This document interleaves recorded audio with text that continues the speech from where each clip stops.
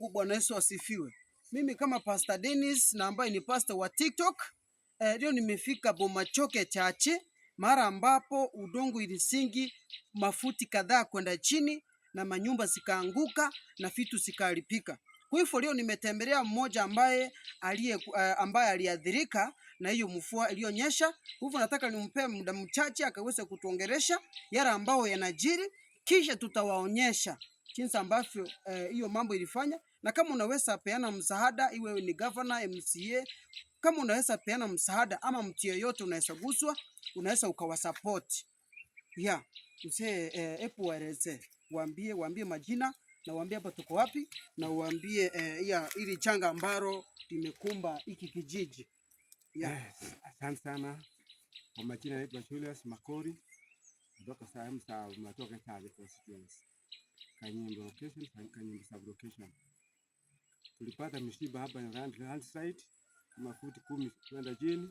Hii mahali ilikuwa flat, lakini sasa ni onyesha vizuri. Ilikuwa flat mpaka hivi, lakini sasa ni 10 feet kwenda chini.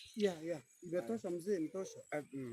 Endelea. Alafu mahali na nyumba yangu ilikuwa imetoka kabisa. Hebu kucha waone nyumba ile kutomoka. Kucha mzee. Kamera mami kuja. Silali hapa karibu nikupe watoto wangu. Atumkiona hapa. Hapa ndio kutomoka kabisa nyumba yangu kabisa. Karibu nikupe siku hiyo. Sasa ndio nilimpia wasanii. Nisaidie silali hapa, sina nyumba. Hata unaona kile iko nyumba.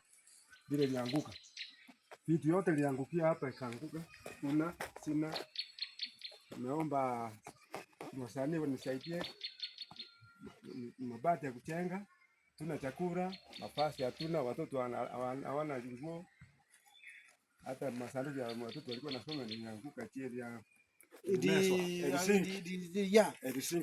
chini. Kwa hivyo watu wa Mungu, hii nyumba ipo ni mvua ilinyesha ikaanguka. Sasa hata mahali pa kuishi hawana. Angalia vile nyumba iko, na unajua hii economy kununua pati kama hii ni 1,100 kwenda juu. Kwa hivyo waliweza kuathirika, na mimi kama pastor wa TikTok nikasema ya kwamba hata kama kuna watu wako na roho mbaya na kuna watu ambao wako na roho safi, tafadhali tunapoenda kuingia live, naomba mshare live ili tukaweza kuona jinsi ambavyo tunaweza kuwasapoti, angalau wapate hata chakula, angalau mkiweza watajengewa nyumba. Bwana Yesu asifiwe. Kwa hivyo watu wa Mungu, tenda mema na Mungu atazidi kukubariki. Unaweza ukaona mzee kama huyu, wakati tena anaanza mambo ya kutafuta tena, anaanza tena mambo ya kuchenga, na bado hako na watoto wanakula, na bado hako na watoto wanasoma. Wewe unaweza ona hiyo kitu ni kitu rahisi. Kwa hivyo watu wa Mungu, tafadhali wacha tukuche pamoja kama wana TikToker, tukaweze kusaidia wale ambao wako chini kimaisha. Kwa hivyo wacha Mungu awabariki sana. May God bless you.